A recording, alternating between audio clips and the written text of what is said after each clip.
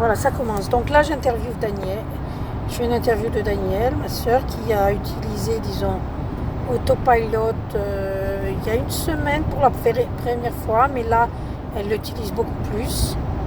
Alors Daniel, alors c'était comment la première fois de lâcher? Lâcher le volant, c'est stressant.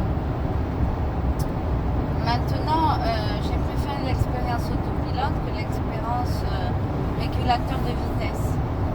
Parce que quelque part, c'est plus agréable. Enfin, moi, je trouve plus rassurant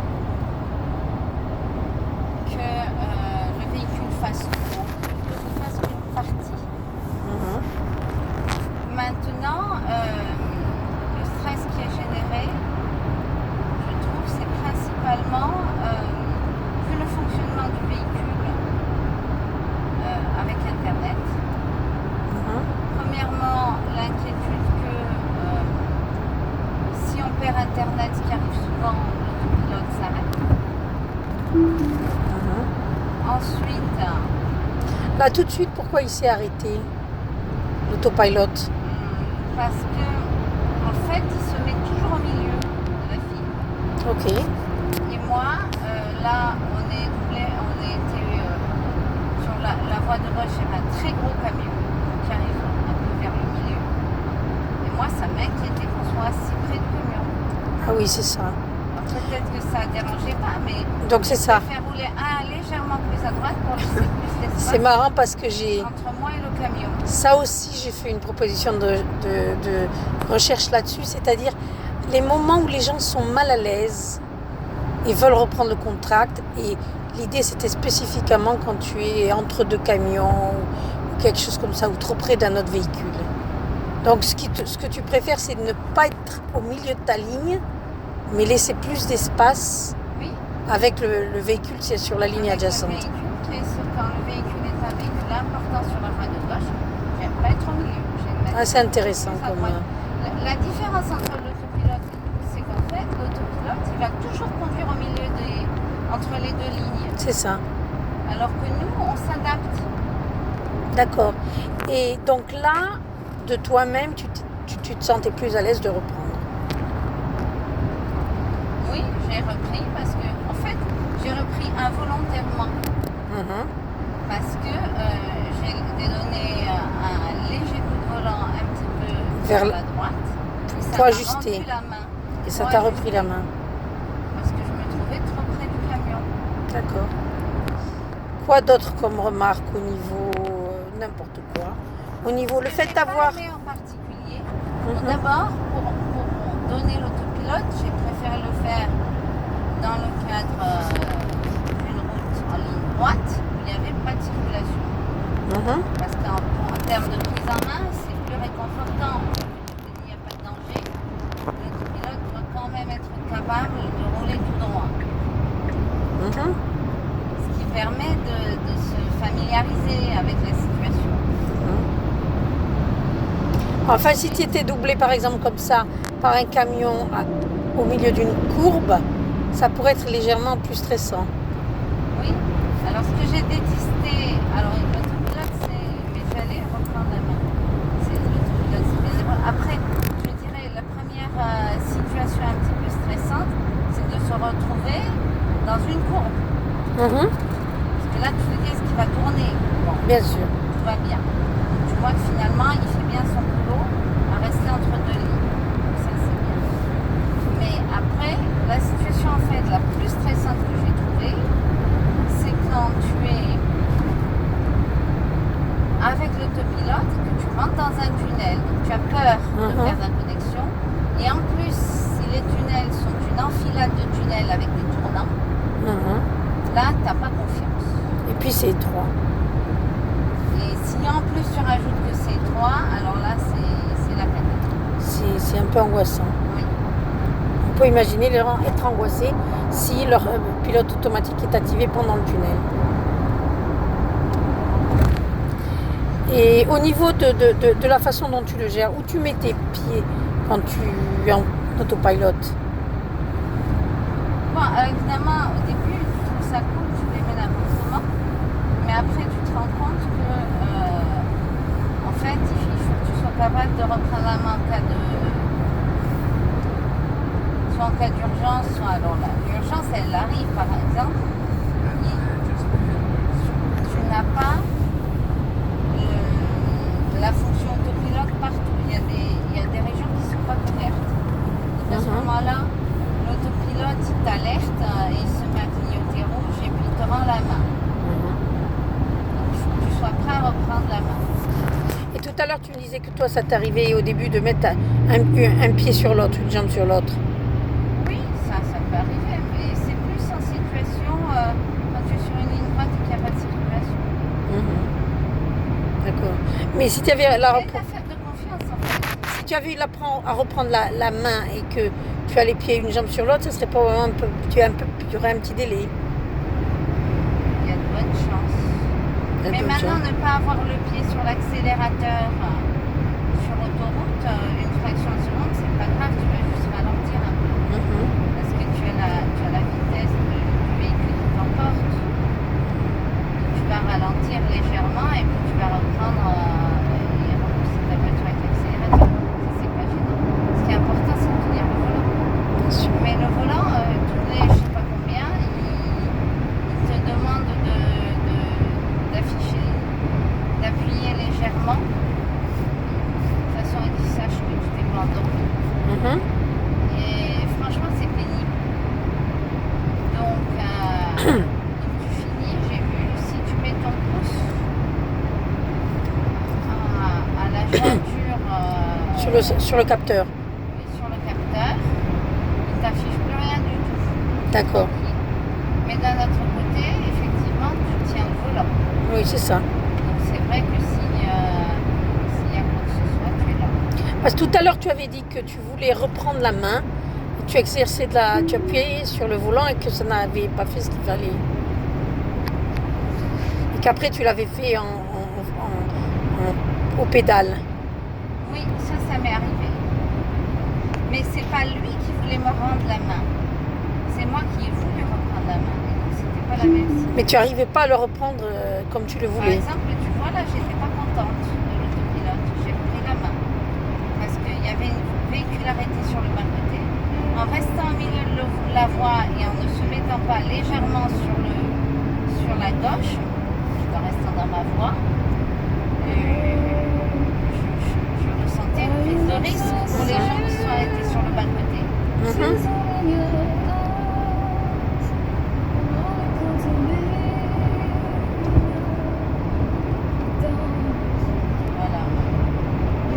Là, par exemple, depuis que tu as vraiment essayé le pilote automatique, tu dirais que tu l'utilises combien de pourcentage du temps quand il est disponible? S'il est disponible, est-ce que tu préfères le mettre? Oui, c'est pas mal parce que ça te permet de ne pas appuyer sur la pédale. Alors, le régulateur de vitesse le fait aussi. Tu peux mettre un peu moins fort, Richard, can you do a little less? I'm answering question of headline. C'était quoi ta question? Je disais, quand il est disponible, est-ce que ça te plaît de l'activer? Oui, surtout sur les longues lignes droites. Et puis, ça permet par exemple de boire son petit café en sécurité ou de chercher ses lunettes dans le sac sans se faire de soucis. Et qu'est-ce que tu penses par exemple d'avoir un jeune de 18 ans, 19 ans? Est-ce qu'il risque de se mettre sur son téléphone? Est-ce que toi tu te mettrais sur ton téléphone? Il y a un risque très élevé. Des gens qui surveillent sans surveiller, quoi. Il y a un risque très élevé, c'est sûr. La seule limite, c'est probablement le fait que tu doives quelque part avoir ta main sur le volant toutes les combien? C'est peut-être toutes les 2 minutes. Par là, je crois. Oui. Voilà. Donc c'est sûr, hein, je le ferai, c'est certain. Là, on est sur une Tesla X. Hein. Je ne l'ai pas vu au début, mais c'est la Tesla X. Et l'autre question, qu'est-ce que tu penses par exemple des personnes âgées? Disons quelqu'un de 75 ans par exemple. Ça va être bien, ça peut être utile pour eux ou c'est trop. Comment on va faire pour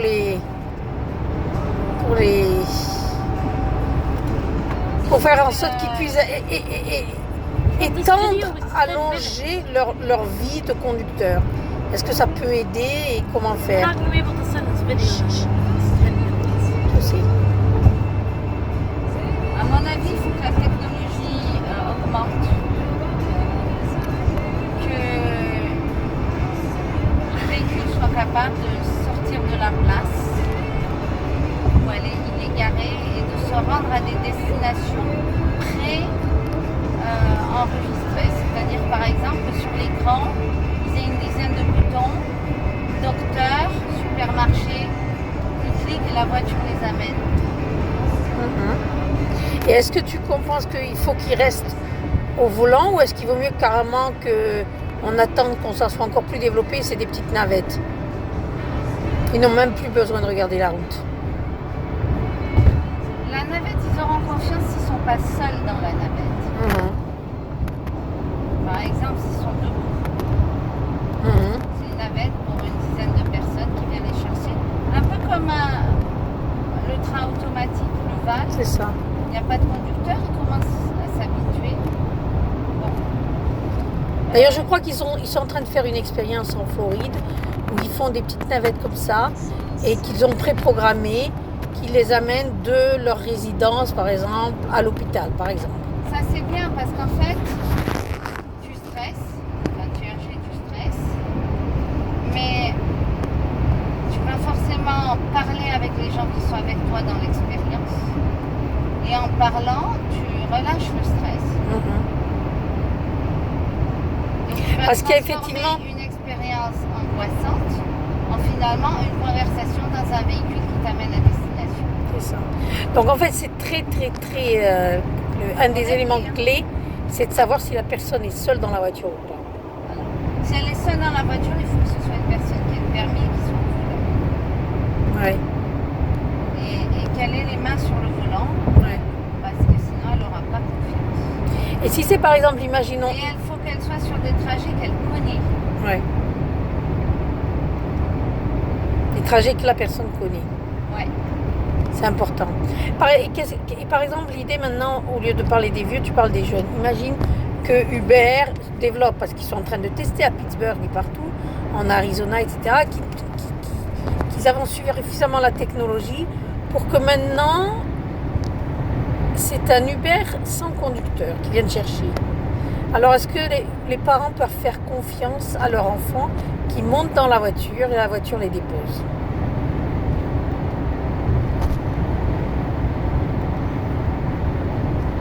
D'enfants de quel âge? Je sais pas, quelqu'un disons qui n'a pas le permis, des enfants de, disons, entre 13 et 18 ans pour l'instant.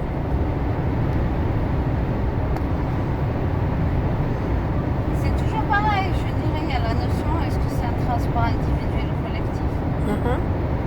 Si c'est un transport collectif, je vois pas le problème, à partir du moment où il a un trajet prédéterminé, donc on sait d'où il va jusqu'à où il va. Donc collectif, c'est-à-dire qu'il va y avoir plusieurs personnes dans la voiture. Oui. Mais maintenant, imaginons qu'il est tout seul. Il a fini par exemple, il fait un cours de théâtre qui reste jusqu'à 7h du soir. Le parent est voilà, un gamin de 15 ans. Et il faut qu'il rentre, alors il y a un Non, Uber. les parents n'auront pas confiance. Non. Non. Je pense pas. Parce qu'ils vont pas faire suffisamment confiance à la technologie. Et ils se disent qu'en cas de problème, leur enfant est seul face au danger. C'est ça, quoi. En fait, c'est une question de maturité de l'enfant. J'ai une enfant de délégation de la gestion du risque. Et si par exemple, tu la délègues? ta voiture était équipée de capteurs de tous côtés, que tu vois ton gamin dans la voiture, tu peux lui parler, etc., pendant qu'il est là-bas. C'est juste qu'un service. Moi, là, j'avais pas confiance. Ouais, pourquoi tu n'avais pas confiance? Là, je suis donc en autopilote.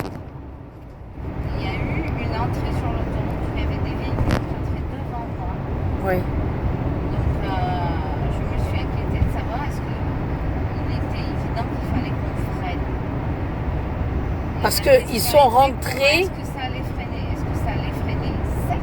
ils sont rentrés devant toi. Oui. Et donc, Il fallait ralentir parce que donc eux, le problème, c'est que tu avais besoin de ralentir. Tu t'es dit, est-ce que la voiture va ralentir? Oui. J'avais mon pied prêt à freiner. Oui, d'accord, ok.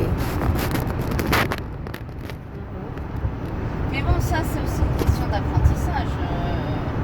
C'est une situation que j'avais jamais gérée, qui ne C'est s'était ça. jamais présentée. Maintenant, je viens de rencontrer cette situation. Mhm. Je serais probablement moins inquiète La prochaine fois. la prochaine fois qu'elle se produise. Absolument, c'est un apprentissage. C'est un apprentissage. D'où effectivement l'intérêt que les gens soient formés. C'est formé. Est-ce que par exemple, quelles sont les situations où tu as senti que tu avais eu besoin de reprendre la main? Donc il y a eu là maintenant tout de suite, tu n'étais pas à l'aise. Il y a eu quand tu as eu un camion qui était légèrement trop près. Est-ce qu'il y a Il eu y a quand je suis passée dans les tunnels. les tunnels Et la question du tournant, d'enfilade de tournant. enfilade de tournant? Mhm. Après, il y a les petits obstacles. Du style un lapin écrasé ou un renard écrasé sur l'autoroute. Oui. Tu sais pas ce que va faire la voiture. Elle va Oui. pouvoir passer dessus Mhm. ou faire un... Ou zigzaguer. Oui, ou zigzaguer. Est-ce que tu peux lui faire confiance si un véhicule est en train de te doubler, par exemple? Est-ce que toi, tu sais comment tu réagirais? Imagine, il y a une espèce de chat mort, par exemple, au niveau... Un chat qui est mort sur l'autoroute. Moi, je regarde toujours dans mon rétro avant de faire bouger ma voiture, de faire dévier ma voiture de la ligne droite. Mhm. Parce qu'il vaut mieux abîmer sa voiture si l'obstacle est légèrement important.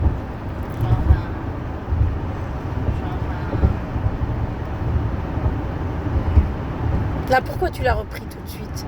Ben, j'ai pas fait exprès, j'ai mon pied gauche qui a touché légèrement le frein. Ah oui.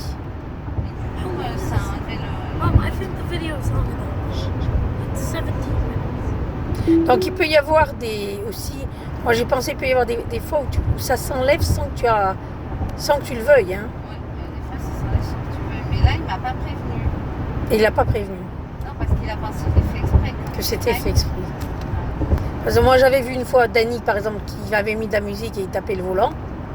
Je me suis dit, taper le volant, si c'est en automatique, c'est pas forcément une bonne chose. Oui, mais pour qu'il m'embête pas avec le capteur, en me demandant d'appuyer une pression, j'ai mon doigt sur le capteur, C'est ça? donc je tiens fermement le volant. Si ça s'enlève, c'est moi qui conduis. Oui, c'est ça. Donc, si tu veux, j'ai résolu le problème de la confiance En calant ton doigt. Un peu. en fait, en gardant un contrôle. En gardant une espèce de contrôle. Et...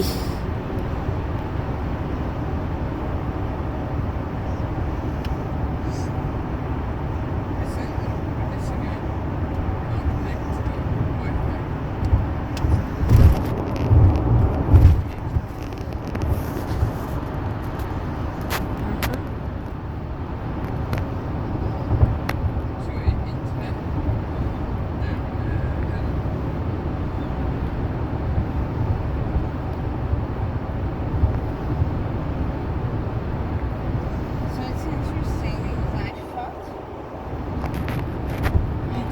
you need the internet to have the autopilot, but actually you don't.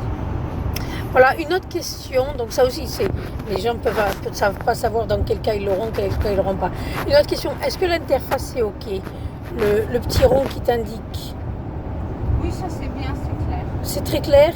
Ouais. T'as pas besoin de plus. Et au niveau des bips, Et on va faire un truc, on va trouver. Ah, il le fait, hein. Ah non, il m'a rendu la main. Je me suis dit, je vais doubler avec l'autopilote, mais en fait, il te rend la main. Ouais, je sais pas. Ouais, il m'a rendu la main. En principe, il est capable de doubler, mais ce qui se passe, c'est que J'ai pas juste mis le clignot. J'ai aussi tourné le volant. donc c'est peut-être ça qui l'a enlevé, parce que normalement, il est capable de doubler Ouais, c'est ce qu'il a fait. et de changer de fil. Il sait faire ça. Attends, on va voir ça. Ce qu'il fait.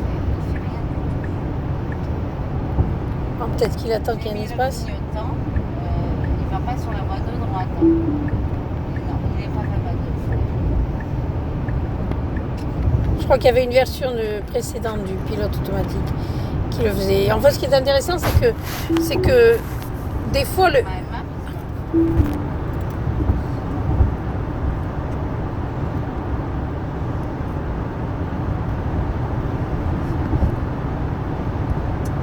End the video.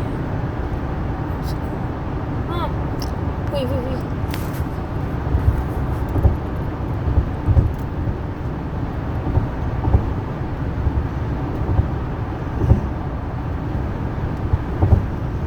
Et l'audio, tu as été surprise par l'audio à certains moments? Est-ce qu'il est bien fait l'audio, le signal?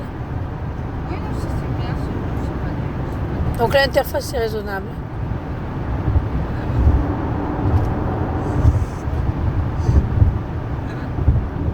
Yes. Moi, je vais finir la vidéo là.